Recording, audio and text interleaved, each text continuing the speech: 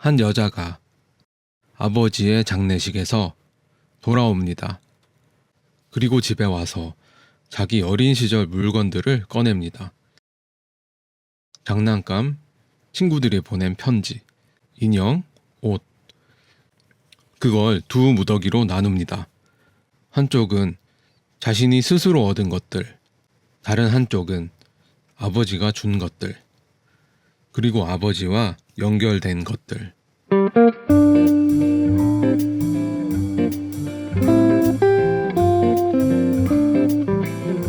그리고 두 번째 무더기만 골라내서 하나씩 폐기합니다. 편지랑 옷, 인형을 벽난로에 태우고 도자기 인형은 머리랑 손이랑 팔을 부숩니다.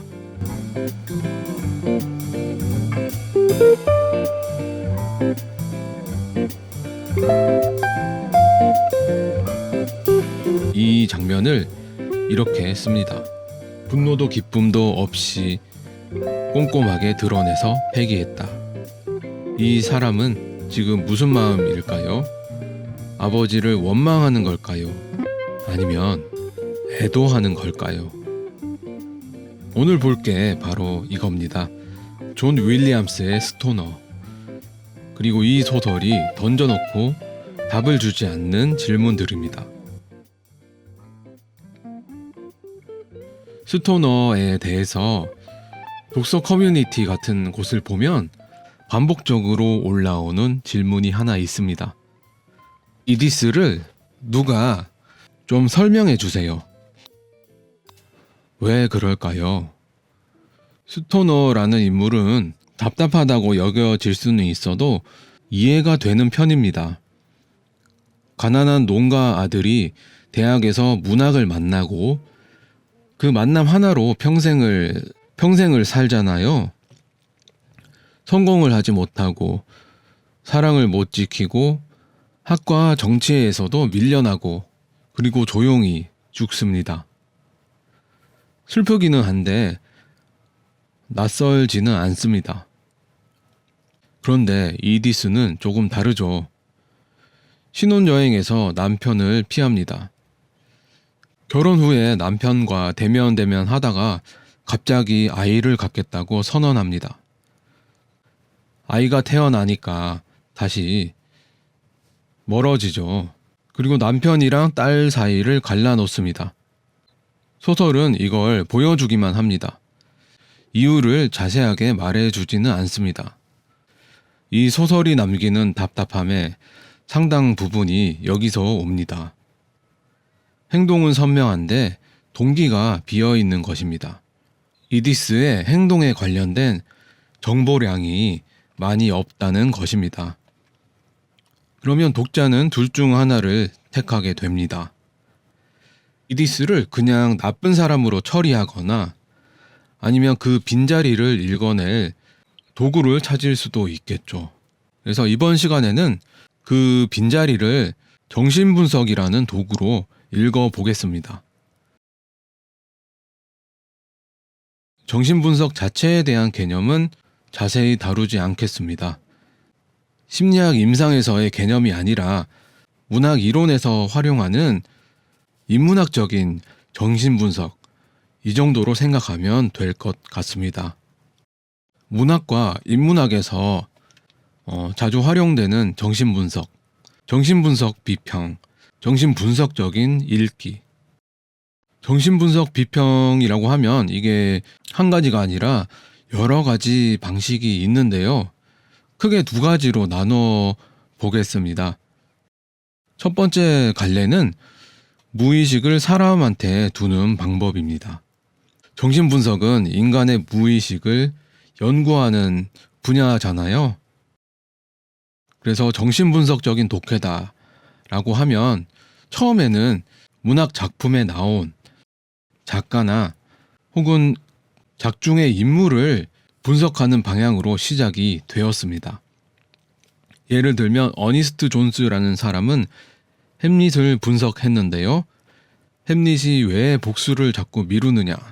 오이디푸스 콤플렉스 때문이다.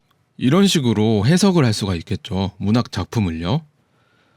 마리 보나파르트라는 사람은 에드거 앨런 포 작품에서 작가의 유년기를 읽어냈습니다. 우리가 심리학에서 내담자들을 정신분석하듯이 이야기 속의 인물 혹은 그 이야기를 지은 작가를 정신분석이라는 도구를 통해서 살펴보는 것입니다. 여기서 텍스트는 뭐가 되냐면 자료가 되는 것입니다. 증상이라고 하는 것들, 증상이 드러나 있는 자료, 그것을 통해서 한 사람의 심리 구조를 재구성해 보는 것입니다. 이게 첫 번째 정신분석. 그런데 두 번째 갈래는 조금 다릅니다. 무의식을 작가나 작중의 인물에 두는 게 아니라 텍스트 그 자체에 두는 것입니다. 텍스트 그 자체를 독립적인 것으로 보고 그 텍스트가 가진 무의식을 분석해 본다는 것입니다. 작가도 인물도 옆으로 치워두고요. 그리고 묻는다는 것이죠. 이 텍스트가 뭘 말하지 못하고 있는가? 마치 인간이 억압을 당하듯이 이 텍스트가 뭘 말하지 못하고 있는가? 그리고 이 텍스트에서 이상하게 계속 반복되고 있는 그런 표현이나 은유 이런 것들이 있는가? 그리고 이 스토리상 말해줘야 되고 강조해야 되는데 그 자리가 왜 비어있지? 이런 것들을 증상으로서 어떠한 한 인물의 증상이 아니라 텍스트가 가진 증상으로서 살펴보는 것입니다. 두 번째 개념은 처음 접하시는 분들은 조금 어려울 수도 있겠습니다. 여기서는 먼저 첫 번째 방식을 살펴보겠습니다. 전통적인 정신분석적인 읽기죠. 사실 이 방법은 비평학계에서는 오래전에 낡은 것으로 취급되기 시작했습니다.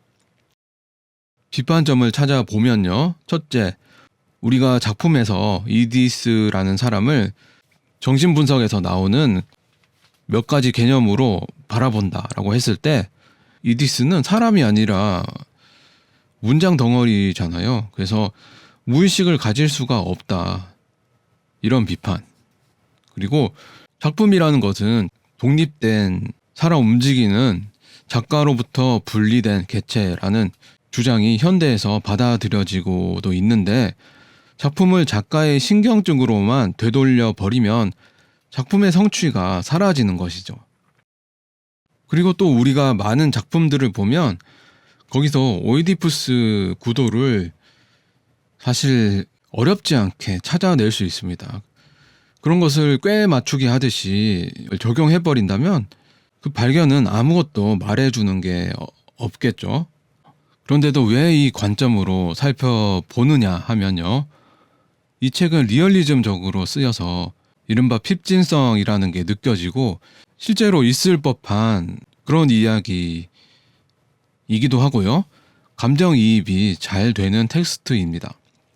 우리가 이 책을 읽을 때 실제로 거기에 서 있을 수가 있죠. 이디스가 왜 저래? 라고 묻는 순간에 우리는 이미 첫 번째 갈래 안에 들어와 있다고도 볼 수 있습니다. 그리고 우리는 비평가가 아니잖아요. 그래서 실제 인물은 아니지만 그 인물을 정신분석의 틀로서 실험적으로 살펴볼 수도 있겠죠.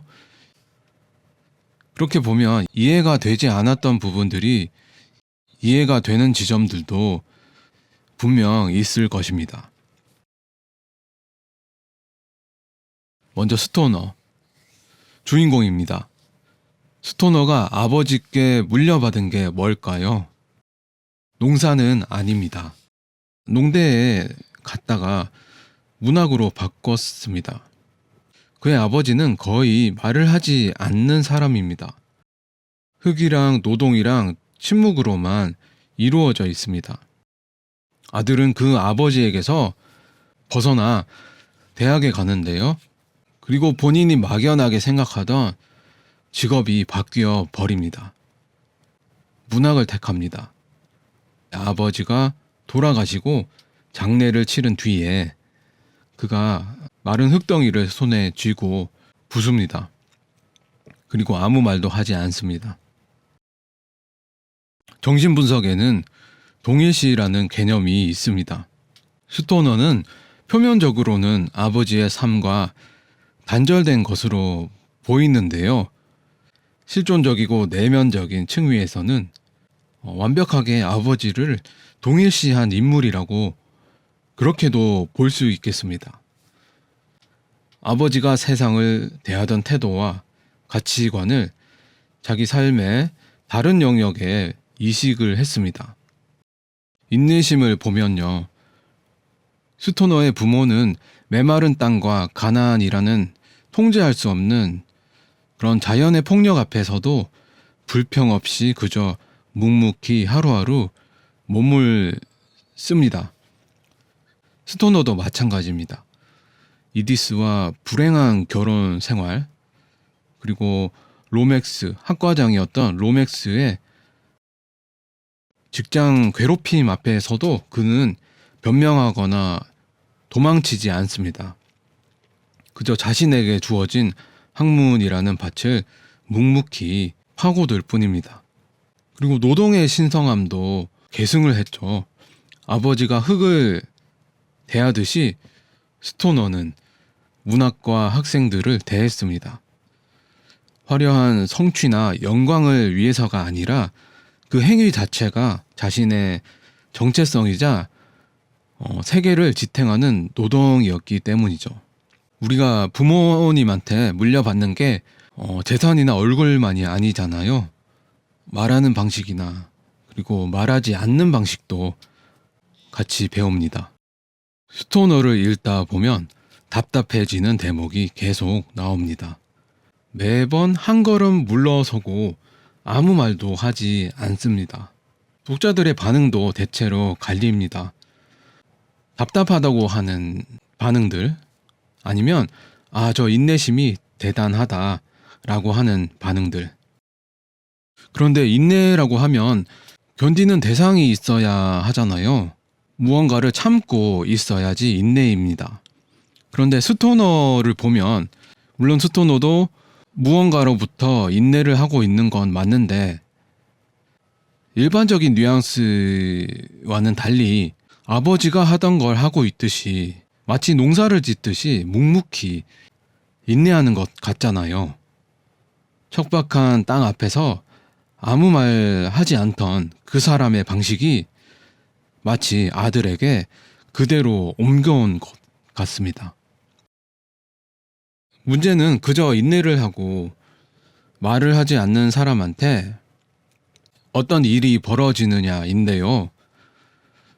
오해를 풀지 못하고 자신이 원하는 바를 적극적으로 말하는 그런 요구 자체를 못합니다.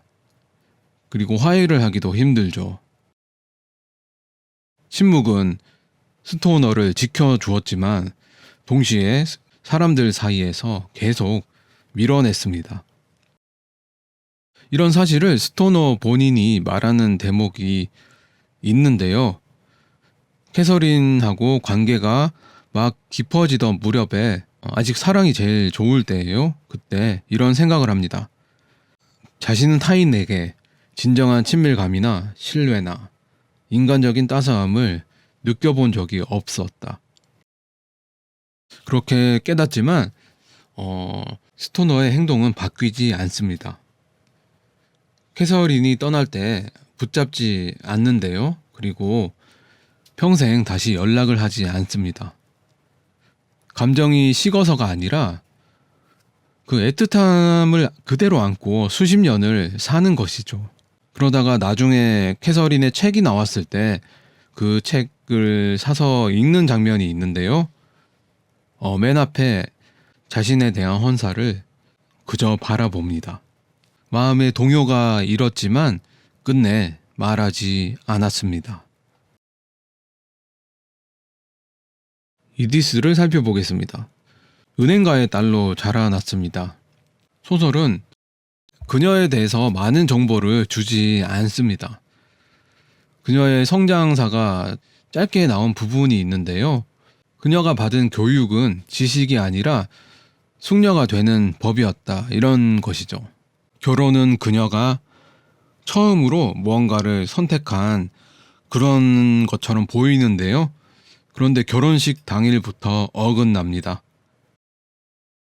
신혼여행부터 망쳤고요. 그 이후로 남편을 피합니다. 그러다가 어느 날 갑자기 아이를 갖겠다고 선언을 또 하고 또 몇 주 동안 강박적으로 남편을 따라다니고요. 그 다음에 자신의 딸 그레이스가 태어나니까 또 남편을 멀리합니다. 이렇게 급격한 전환들이 나오는데요. 소설은 그 이유를 잘 붙이지 않습니다.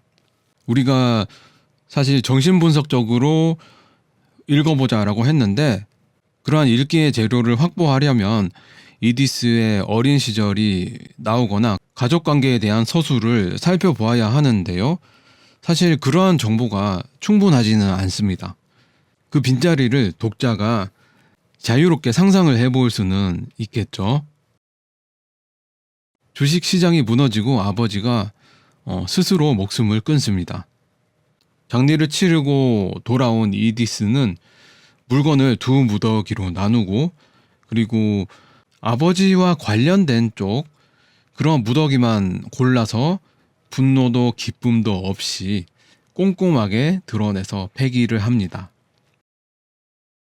이러한 행동이 아버지에 대한 원망이었을지 아니면 순수한 애도였을지는 모르죠. 소설에서도 말해주지 않고요. 이거를 추론하기에도 정보량이 너무 작죠. 그런데 살펴볼 수 있는 게 감정이 없었다는 것입니다. 애도라고 하면 슬픔이 있어야 되잖아요. 원망이라고 하면 분노가 있어야 되고요. 그런데 이디스에게는 슬픔도 없고 분노도 없습니다. 아니 감정 자체가 없는 것 같죠. 그저 남은 것을 분리하고 골라내고 처리하는 절차만이 있을 뿐입니다. 격리라고도 해석해 볼 수 있겠습니다. 방어 기제 중에 하나인데요. 사건의 기억은 그대로 두고 있지만 거기에 붙어 있는 자신의 감정만 떼어내는 그런 것이죠. 프로이트는 이것을 강박신경증의 하나로 보았는데요. 끔찍한 일을 보고 나서 감정이 빠진 채로 담담하게 말하는 사람, 그런 사람이 이런 상태에 있는 것이죠. 너무나도 충격적인 나머지 자신을 보호하기 위해서 무의식적인 방어로서 작용하는 그런 것이죠. 아버지의 죽음 이후로 이디스는 변화에 대한 강박적인 모습을 보이기도 합니다. 실제로 달라지고요. 외양을 바꾸고 바깥으로 나가려고 합니다. 그리고 딸에게도 집요하게 매달리죠. 이 소설은 이디스의 내면을 안에서 보여주지 않습니다. 물론 3인칭 관찰자적인 서술로 진행이 되는데요. 스토너의 생각은 그 서술문 안으로 스며드는 경향이 있습니다. 그런데 이디스에 관한 서술은 그 3인칭 관찰자적인 그 바깥에서만 기술되고 있습니다. 그리고 로맥스는 사교 활동을 하지 않는 괴짜 교수입니다. 학생들에게는 인기가 있습니다.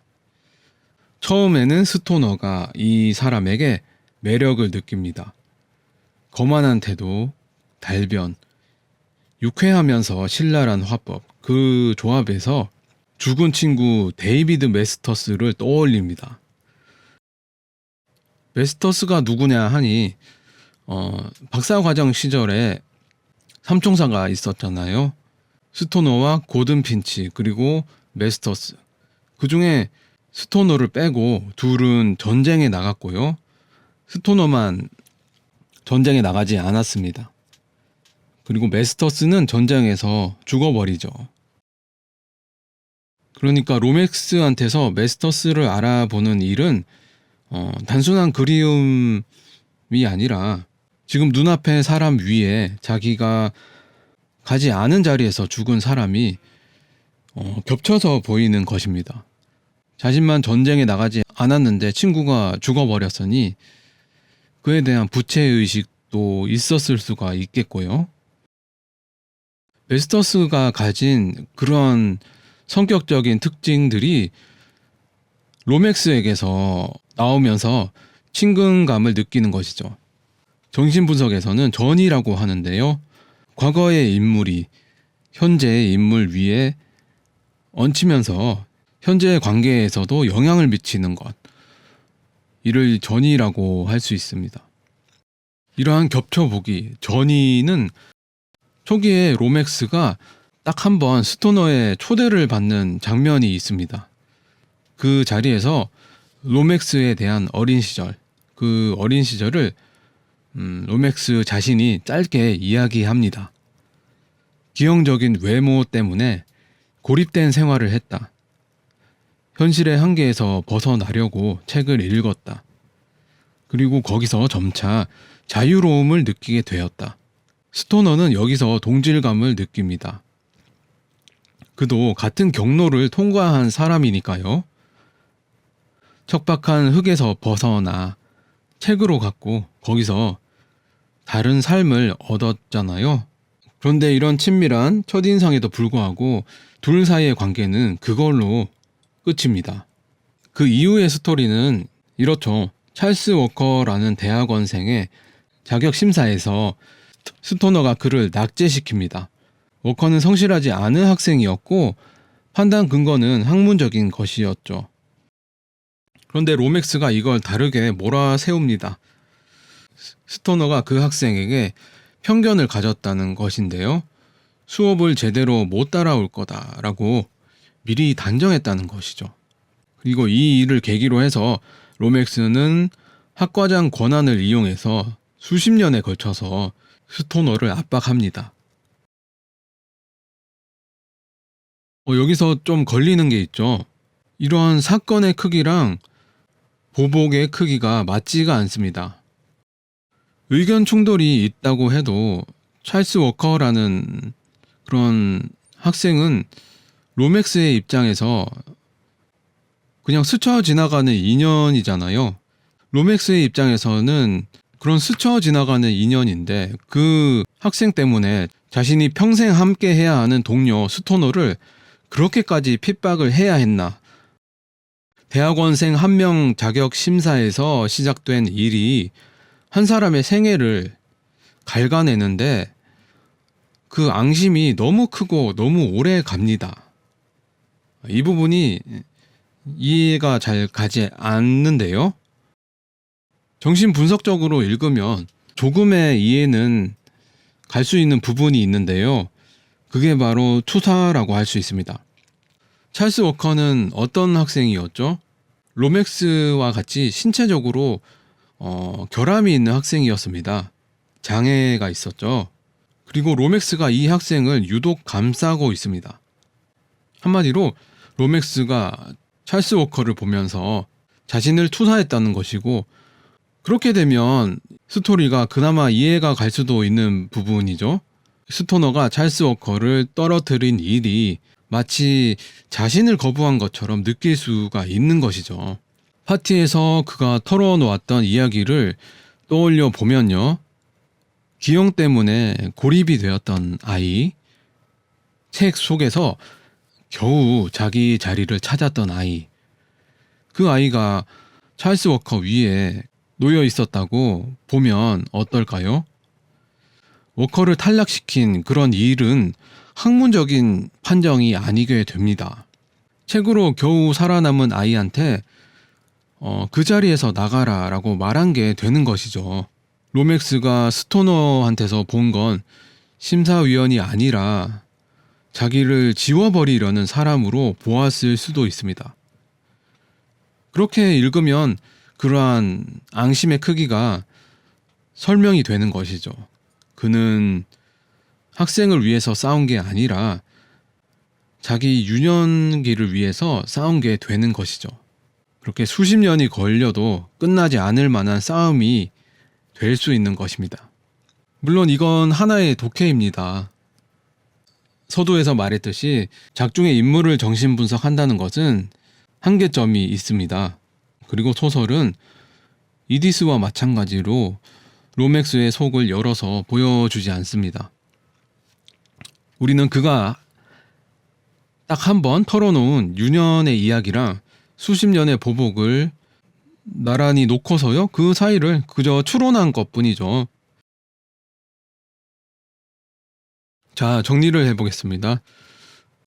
로맥스는 자신의 유년을 한 학생에게 옮겨놓고요, 그리고 스토너와 수십 년을 싸웠습니다.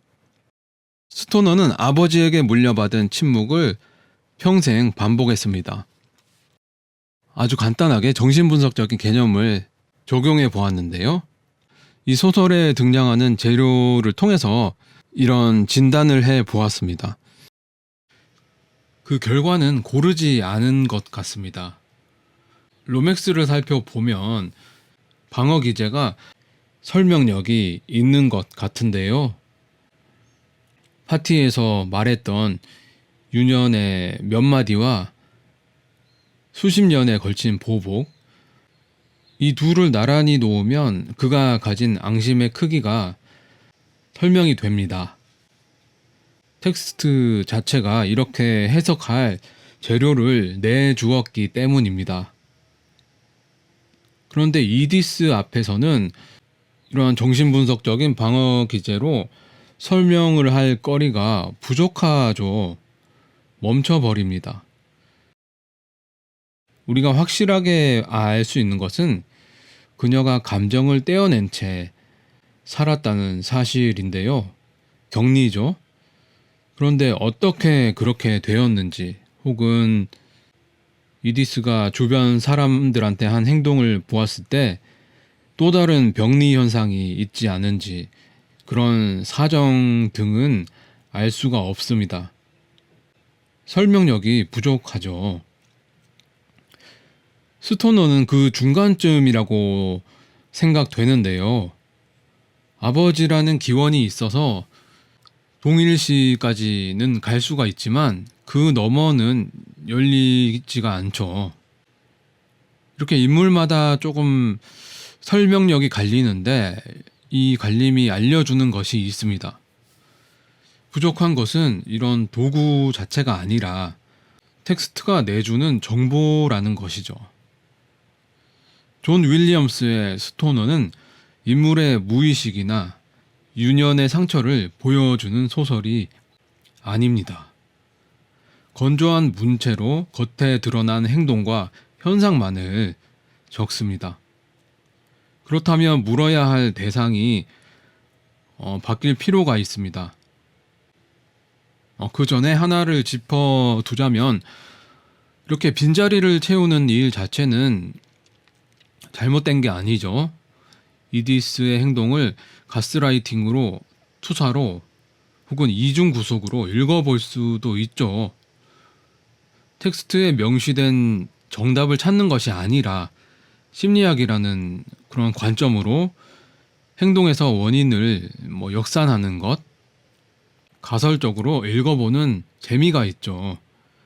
다만 이러한 추론에는 자료가 필요한데요. 이 소설은 그것을 거의 주지 않습니다. 그런데 자료를 주지 않는다는 것 사실 자체가 자료가 될 수가 있죠. 정보를 주지 않는다는 것 자체가 일종의 정보다. 우리는 세 사람을 살펴보았습니다. 성격도 다르고 방어의식도 다릅니다. 그런데 서술되는 방식에는 공통점을 찾을 수가 있죠. 아무도 슬퍼하지 않습니다. 그 서술상에서요. 상세하게 묘사를 안 한다는 것이죠. 이디스는 아버지의 자살 앞에서 울지 않고요. 스토너도 사랑을 잃고 울지 않습니다. 그리고 로맥스가 자기 유년의 고립을 말하는 대목은 그저 몇 마디로 요약되고 끝이 납니다.